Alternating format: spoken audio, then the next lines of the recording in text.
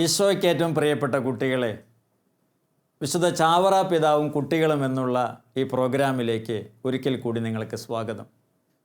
ഞാൻ മരിച്ചാലും ഈ കടലാസ് മരിക്കുകയില്ല എന്നുള്ള ഒന്നാമത്തെ എപ്പിസോഡ് മുതൽ നിരവധി എപ്പിസോഡുകളിലായി വിശുദ്ധ ചാവറ പിതാവിൻ്റെ ധന്യമായിട്ടുള്ള ജീവിതമാണ് നമ്മൾ പഠിച്ച് ചാവരുളും കുട്ടികളും അത് നമ്മൾ മനസ്സിലാക്കി.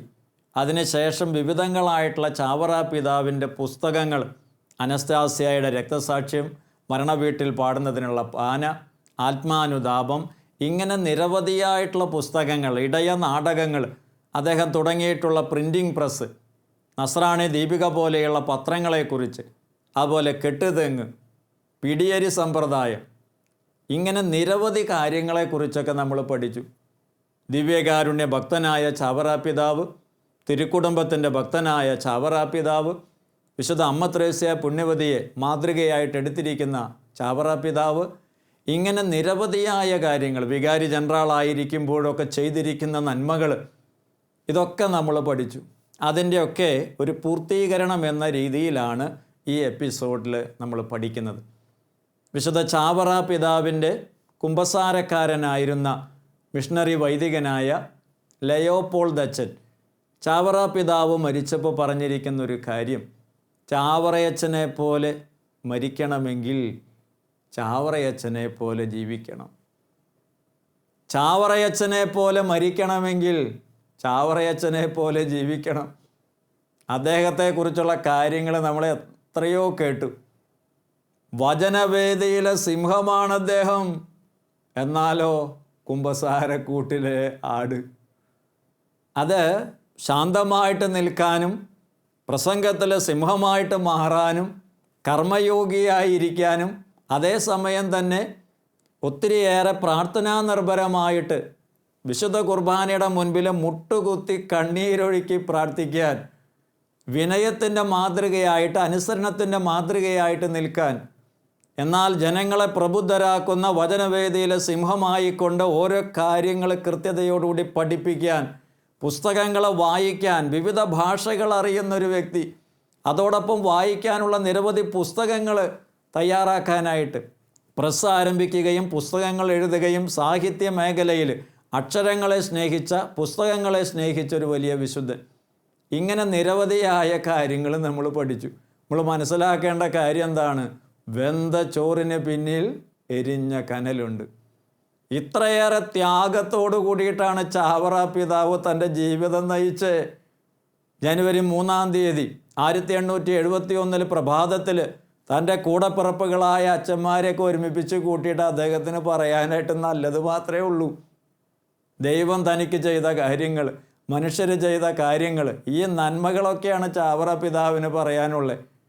കൂടപ്പിറപ്പുകളെ, ആത്മാവിൻ്റെ രക്ഷ അത് നിങ്ങൾക്ക് നേടിയെടുക്കാനുള്ള കല നിങ്ങൾ അഭ്യസിച്ചില്ലെങ്കിൽ മറ്റൊന്നുകൊണ്ടും കാര്യമില്ല എന്നൊക്കെ പറഞ്ഞു വെച്ചുകൊണ്ട് കടന്നു പോകാൻ പറ്റിയ ധന്യമായൊരു ജീവിതമാണ്. അപ്പോൾ നമ്മളെന്ത് മനസ്സിലാക്കണം? ഇന്ന് ഞാനൊരു കത്തോലിക്കനായിട്ട് ഒത്തിരിയേറെ അഭിമാനപൂർവ്വം ജീവിക്കുന്നുണ്ടെങ്കിൽ ഇതിന് പുറകിൽ പ്രാർത്ഥനകളെ ക്രോഡീകരിച്ച, ക്രൈസ്തവമായിട്ടുള്ള നിരവധി പുസ്തകങ്ങൾ പ്രദാനം ചെയ്ത, സ്കൂളുകൾ ആരംഭിക്കുന്നതിന് പ്രചോദനം നൽകിയിട്ടുള്ള, അഗതികളെ സംരക്ഷിച്ച, CMI CMC സന്യാസ സഭകൾക്ക് ആരംഭം കുറിച്ച, ഇങ്ങനെയുള്ള വിശുദ്ധനായ ഒരു വൈദിക ശ്രേഷ്ഠൻ്റെ ഓർമ്മകൾ നമ്മൾ അയവിറക്കുമ്പോൾ ശ്രദ്ധിക്കാനുള്ള കാര്യം എന്താ? When you are reaping the fruits you should not forget the roots. When you are reaping the fruits you should not forget the roots. നിരവധിയായ വിശുദ്ധ ചാവറ പിതാവിൻ്റെ നന്മകൾ നമ്മൾ സ്വീകരിക്കുമ്പോൾ ഈ വേര് മറക്കരുത്. ഈ വേര്, വിശുദ്ധ ചാവറ എന്നുള്ള ആ പേര്, ആ വേര്, അത് നമ്മൾ മറക്കരുത്. ഈ അനുഗ്രഹങ്ങളൊക്കെ സ്വീകരിച്ചതിൻ്റെ പുറകിൽ അദ്ദേഹമായിരുന്നു. അദ്ദേഹത്തെക്കുറിച്ച് പറയുന്ന പല കാര്യങ്ങളിൽ ഒന്ന്, തിരുസഭയുടെ താങ്ങുന്ന ഒരു തൂണ്. വിവിധ കാര്യങ്ങൾ നമ്മൾ കേട്ടിട്ടുണ്ട്. കർമ്മയോഗി എന്നുള്ളതും അക്ഷരസ്നേഹി എന്നുള്ളതും ഒക്കെ നമ്മൾ കേട്ടിട്ടുണ്ട്. വചനവേദിയിലെ സിംഹവും കുമ്പസാരക്കൂട്ടിലെ ആട്ടിൻകുട്ടിയും ഒക്കെ നമ്മൾ കേട്ടതാണ്. എന്നാൽ അതുപോലെ തന്നെ ഉപയോഗിക്കുന്ന ഒന്നാണ് തിരുസഭയെ താങ്ങുന്ന ഒരു തൂണ് പോലെ. അപ്പോൾ അങ്ങനെ അഭിമാനത്തോടു കൂടിയിട്ട് ഒരു കത്തോലിക്കനായിട്ട് ജീവിക്കാൻ നമുക്ക് ശക്തി നൽകുന്ന വേരായിട്ട് നിലനിൽക്കുന്ന, അടിത്തറയായിട്ട് നിലനിൽക്കുന്നതാണ് വിശുദ്ധ ചാവറ പിതാവ്.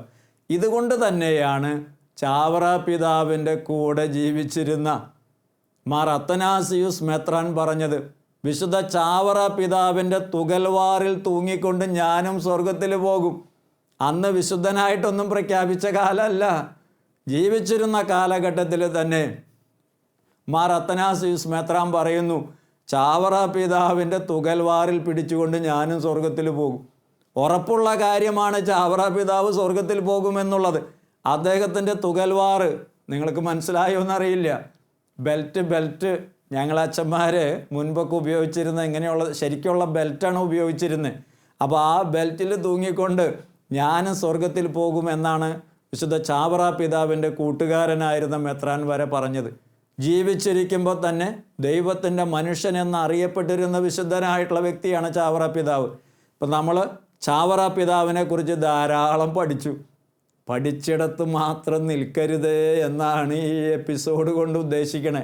വിശുദ്ധ ചാവറ പിതാവിൻ്റെ ബെൽറ്റിൽ തൂങ്ങിപ്പിടിച്ചുകൊണ്ട്, വിശുദ്ധ ചാവറ പിതാവിൻ്റെ മാതൃക പിന്തുടർന്നുകൊണ്ട് സഭയ്ക്ക് വേണ്ടി, സമുദായത്തിന് വേണ്ടി, ലോകത്തിന് വേണ്ടി നിരവധി കാര്യങ്ങൾ ചെയ്ത് ധന്യമായ ജീവിതം നയിച്ച് കടന്നുപോയ വിശുദ്ധ ചാവറ പിതാവിൻ്റെ മാതൃക പിന്തുടർന്നുകൊണ്ട് നമുക്കും ചാവറ പിതാവിൻ്റെ ബെൽറ്റിൽ തൂങ്ങി സ്വർഗത്തിലേക്ക് പോകാനായിട്ട് സാധിക്കുമെന്നുള്ള ആ നല്ല ഓർമ്മകൾ, വിശുദ്ധ ചാവറ പിതാവിനെ പോലെ ഭാഗ്യപ്പെട്ട മരണം ലഭിക്കാൻ, വിശുദ്ധ ചാവറ പിതാവിനെ പോലെ ഭാഗ്യപ്പെട്ട ജീവിതം നയിക്കാൻ കുട്ടികളെ നിങ്ങൾക്കേവർക്കും സാധിക്കട്ടെ എന്നുള്ള പ്രാർത്ഥനയോടുകൂടെ നമുക്കിവിടെ സമാപിപ്പിക്കാം.